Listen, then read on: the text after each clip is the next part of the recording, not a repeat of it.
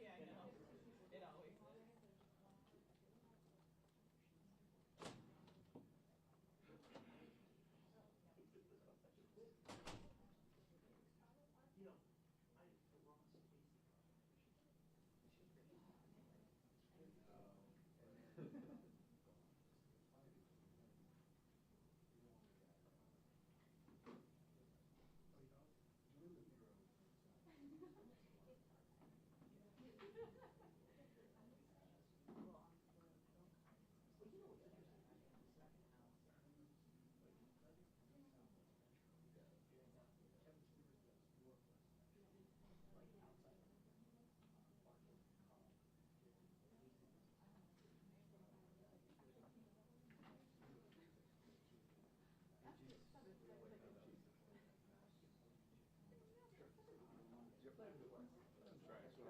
Extra. Who am I billing for this time? Check 1, 2, 3, 4, 5, 6.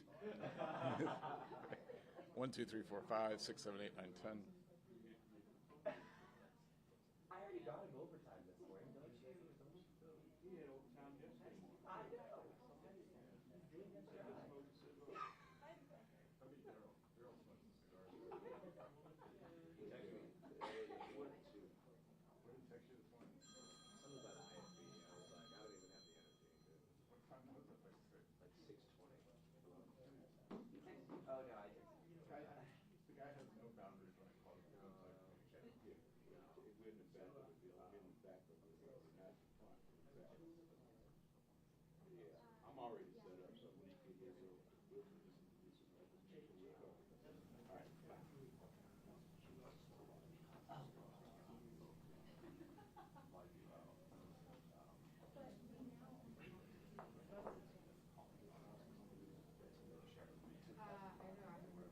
Thank you. Yeah, that's good. Good point.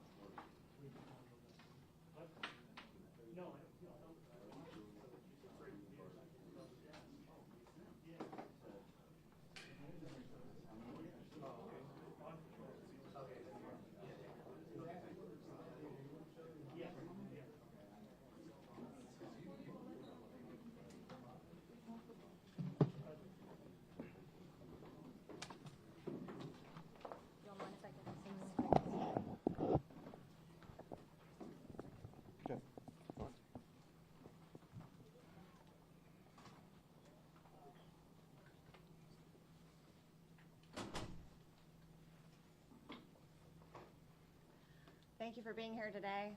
My name is Sarah Liu. I am Director of Public and Governmental Affairs for the GBI. Thank you for joining us today to discuss updates in the investigation into the August 8th shooting near CDC and Emory University. Today you're going to hear from GBI Director Chris Hosey and SAC Paul Brown of FBI Atlanta. Good morning. Thank you, everybody, for being here this morning. As Sarah mentioned, I'm Chris Hosey. I'm the director here at Georgia Bureau of Investigation, and I'm joined up here this morning by Special Agent in Charge Paul Brown of the FBI Atlanta Field Office, Interim Police Chief Gregory Pedrick from DeKalb County Police Department, Assistant Chief Carvin Tice from Atlanta Police Department, Chief Bert Buchnick from Emory University Police Department. With us this morning. Myself and SAC Brown will be the two speakers this morning. We will open up for questions towards the end, and we will address those questions ourselves. The others up here this morning will not. They are here for solidarity, obviously in the loss of one of our own this morning. So with that, I will get started, and then, like I said, we'll try to answer some questions towards the end that are pertinent that we can discuss at this point of the investigation. As Sarah mentioned, we're here this morning to provide further information and updates regarding the investigation into the incidents that occurred last Friday afternoon, August 8th, near the CDC and Emory University. Firstly, and most importantly, our hearts and prayers go to the family, friends, and colleagues of DeKalb County Police Officer David Rose, who was killed in the line of duty during this incident. He served with honor, courage, and unwavering dedication. His sacrifice will never be forgotten, and his commitment to protecting others is a profound testament to the very best of the law enforcement profession. Again, our thoughts and prayers go out to his family, his agency, and the community which he served. Our investigation obviously began on Friday afternoon and continued throughout the night into early Saturday morning. And as I mentioned earlier, that investigation continues as we speak through our agents and assisting law enforcement conducting numerous interviews, collecting evidence, and that evidence being analyzed as well. Concerning the shooter in this case, Patrick Joseph White, during our investigation, and as lastly on Friday evening, late Friday evening, his family was fully cooperating with the investigation.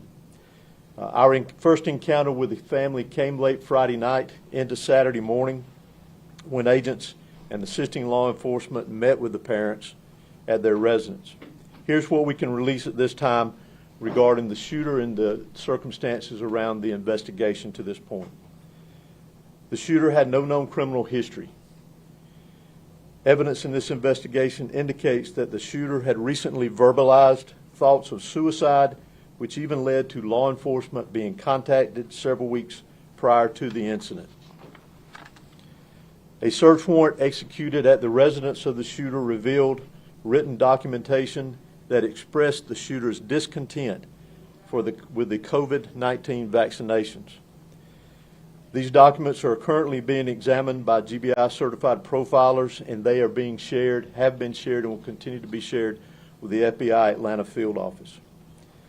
Preliminary information from DeKalb County Medical Examiner's Office indicates that Officer David Rose's injuries were caused by one of the shooter's weapons. The shooter died from a self-inflicted gunshot wound. Further forensic testing of the firearms evidence will be conducted by the GBI Crime Lab. Additionally, over 500 shell casings have been recovered from the crime scene area. A total of 5 firearms, along with other evidence, has been recovered from the scene and will be submitted for further forensic testing. Close to 200 rounds impacted 6 of the CDC buildings. Electronic items seized in the case are undergoing digital forensic examination, and agents have and are continuing to conduct numerous interviews, review video evidence as well that was recovered.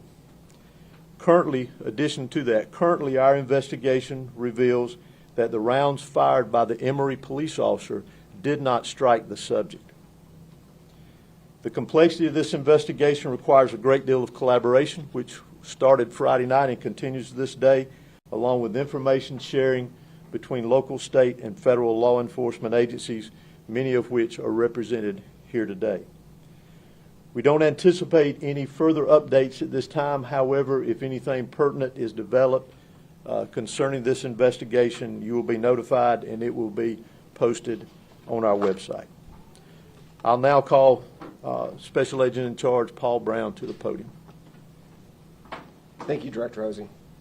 I'm Paul Brown, the Special Agent in Charge of the FBI Atlantis Division.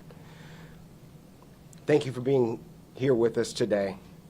First, I want to recognize Officer Rose, who responded, one of the first on the scene, and died a hero protecting his community. Our thoughts and prayers go out to Officer Rose's family, friends, and colleagues. So the FBI responded along with our partners Friday night. And as Director Hosey said, with nearly 500 rounds fired and nearly 200 rounds striking facilities on the CDC campus, that's been a focus of ours to process that scene. So late into Friday night, members of the FBI SWAT, along with special agents, went through room by room, clearing the facilities on the CDC campus to make sure no one was struck, there was no victims on that campus with that many rounds being fired onto the campus. I'm glad to say that everyone was safely evacuated, to include all the children in the daycare, and they were reunified with their families. We then worked with the Atlanta Police Department evidence technicians, the FBI's evidence response team, to document the shots into the facility and continue to assist the investigation. I've made every resource available within the FBI to Director Hosey, the GBI, and our partners to assist this investigation. We'll continue to do so. Thank you. As I mentioned earlier, we know that we have recovered video evidence, continue to examine that. We encourage anybody. We know that there's a lot of cell phones out there, that if there's video evidence that would be pertinent to this investigation, or if they have information that they can provide to the investigation, to please contact us. As you know, that can be done through our tip line at 1-800-597-TIPS or 1-800-597-8477. They can also utilize our See Something, Send Something app that is available on Android and iPhones. You can attach videos to those entries, and it can be anonymous if they so choose. There's a choice there for that. And also on our, it can be submitted online through our website, that we can provide that information if you need it. So at this time, we will open up briefly for some questions. Hey there, Skylar Henry with CBS News. One of the things that we've heard from healthcare workers over the last several days is that they've been concerned about threats based off of misinformation and disinformation tied to vaccines. Is there an assessment, either from you or from Special Agent in Charge, about the threat level as it relates to healthcare workers? Has there been an uptick in the days since or prior to?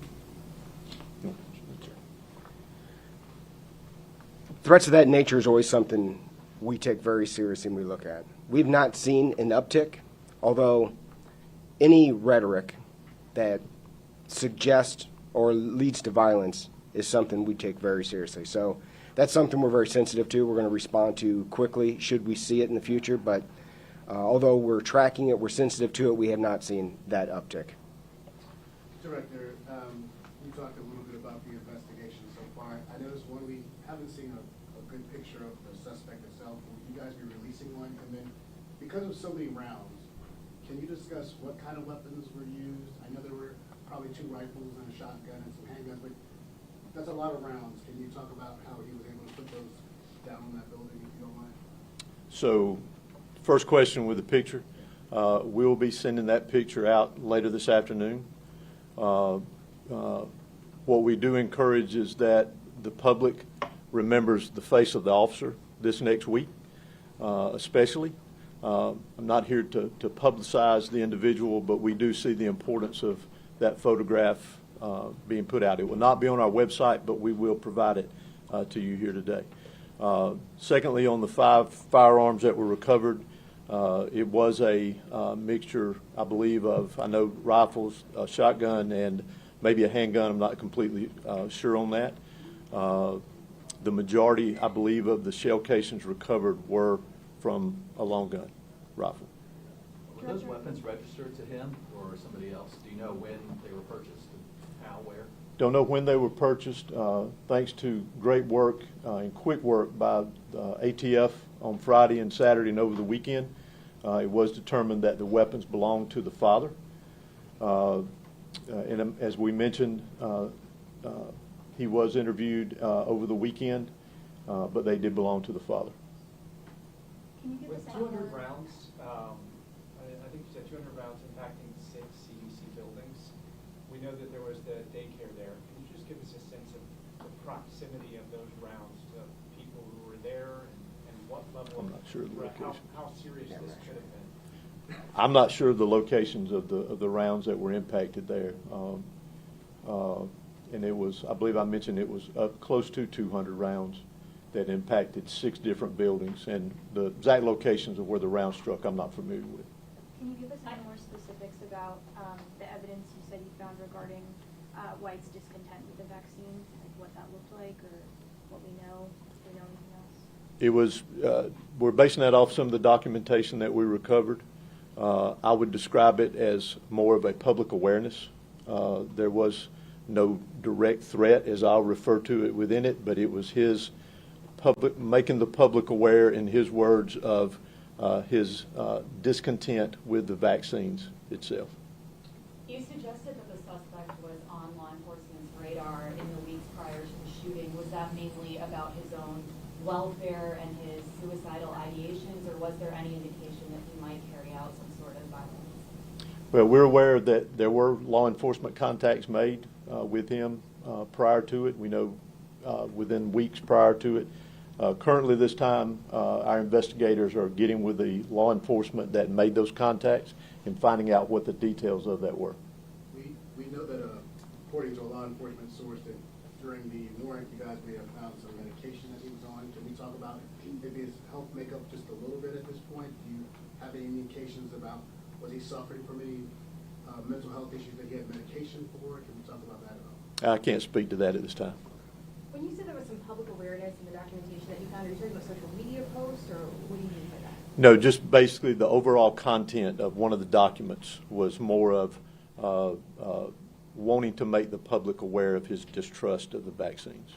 There was one of the 911 calls where it sounded like it came from his father that he had spoken to a specific officer before. Was that with the CDC or Emory? And I mean, did they have this man's name on their radar before this? Not to my knowledge. I've not heard the 911 call, but I'm sure we will at some point and dig into that and see where it is pertinent to the investigation. But I apologize. Is there protocol in place when someone has suicidal ideations to restrict them from being able to access weapons, or how is he able to access them? So all indications in our investigation was that they were secured and that he forced his way into the safe that contained the weapons. A lot of CDC employees are worried about returning back to the building. They're working from home mostly this week, but are there any plans to work with them to up security in the area, or has there been a conversation about what that looks like moving forward? Well, Paul may have more to add to that, but I know at our level we are in communication with CDC security, providing them any information that they need concerning now and in the present for security purposes, and we'll continue to do that with them. Anything to add to that, Paul? That's right. And we'll work with them on doing a threat assessment to their facility. And certainly, if we become aware of any threats to their personnel or their campus, we'd make them aware of that and take steps to protect them. I know some couple CDC employees asked maybe would there be physical changes to the outside of the building. I don't know if you even have that in your purview, but could you talk about whether or not there would be any physical changes to maybe either the guard shack or the the building that faces the street like this one does? I wouldn't be in a position to answer that for the CDC. They're going through an assessment process now, so that's really a decision based on the results of that assessment. If they come to the conclusion that's necessary, then they take those steps. Can we talk about his arrival to the guard shack and what, if anything, was said and how they turned him away? I'm not familiar with the exact path taken that day. The majority of the crime scene that we examined was specifically in the intersection around the CVS pharmacy. What about Officer Rose's arrival on scene? Did he have the chance to even get out of the car, or was he ambushed as soon as he arrived? I'm not going to go into the details of that at this time. It's enough to know that Officer Rose was doing his job and encountered gunfire, and unfortunately he passed as a result of that. I apologize. When you said that there were documents where he said he wanted to make the public aware that he didn't trust vaccines, what do you mean by documents? Is there a letter or a memo, or you said it wasn't social media? It was a writing. Okay. Yeah. If the weapons were secure in a safe, did he have a key to the safe? Did he get a key? Did he break in? How did he get it? He broke into it. Can you clarify where he was shooting from, the suspected gunman, in terms of the CVS? How high up? Again, the majority of the crime scene that we examined was in that intersection close to the corner by CBS. One more question. Was he firing anywhere else besides the CDC building that, from your knowledge, was he firing at anywhere else in the area inside CVS? Besides, I'm sorry. Was he firing anywhere else besides exactly at those CDC buildings? Was there shots inside the CVS? Can you explain that? All I can tell you there is the majority of the rounds in that direction we know struck the buildings. And past that, I'm not sure. Thank you for being here today. This concludes our news conference. Thank you. Thank you.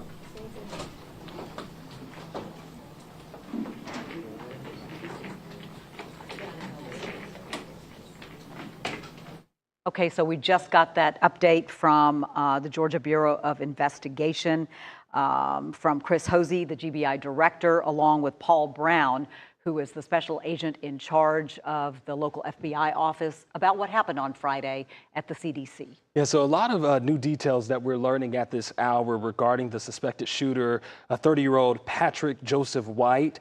We are told from the GPI that the suspected shooter had no known criminal history. Also learning that the suspected shooter recently verbalized thoughts of suicide to the point where law enforcement actually had to be called to his home. We've been reporting this, but learning more about his discontent from the COVID vaccine, which is where officials believe that is the reason why the CDC was targeted in this. Right. They said that there were writings in the course of their investigation that they found that his family has been cooperating, according to Director Hosey, that they went to their home in Kennesaw and spoke with the father and said that they are cooperating with them. The weapons used, they said that there was a rifle, another long gun, and possibly even a handgun. Possibly even handgun. Yeah. 5 weapons found, along with additional weapons. And they said that the suspect, those were his father's weapons, according to authorities, and that they were secured, but the suspect broke into a safe to get them prior to the shooting on Friday. Now, as far as the actual gunshots that rang out and all of the shell casings that were there at the scene that have been recovered now, we're talking about 150 windows that were shattered. 6 CDC buildings were impacted by this shooting, and some near 200 rounds were actually what we learned have been put out by those guns that were allegedly used. One of the things that I think a lot of the investigators have been saying is that they don't want to take away from the officer whose life was claimed in this. We're talking about Officer, DeKalb County Police Officer, David Rose, excuse me. And one of the things that they were saying, because he leaves behind 2 children, a wife, and an unborn child. Right. His wife was pregnant right now, so just a tragic situation, just heartbreaking right now. They say they don't think that there are going to be any more updates, at least as of now, but we do know that the suspected shooter also died of a self-inflicted gun wound. Right. That had been a big question, too. That's a big question. I think there were a lot of people saying, well, was he shot by law enforcement? But according to these authorities, the GBI Director Hosey, along with the FBI Special Agent in Charge Brown, the suspect shot himself. Yeah. They wouldn't go into detail about exactly how David Rose was killed, whether how many shots that he took, Right. whether he was in his car, out of his car. They said they don't want to discuss that. A lot of questions about, hey, look, we haven't seen a photo of the suspect. And the GBI director saying, you know what, we'll release his photo later today. It's not going to be on our website. We're going to release it to the media. However, we want you at home and the media to focus more on David Rose, the DeKalb officer who lost his life in this. And of course, there is a GoFundMe. We do want to let you know to support the officers. We do have a link to that right now on AtlantaNewsFirst.com and the free Atlanta News First app.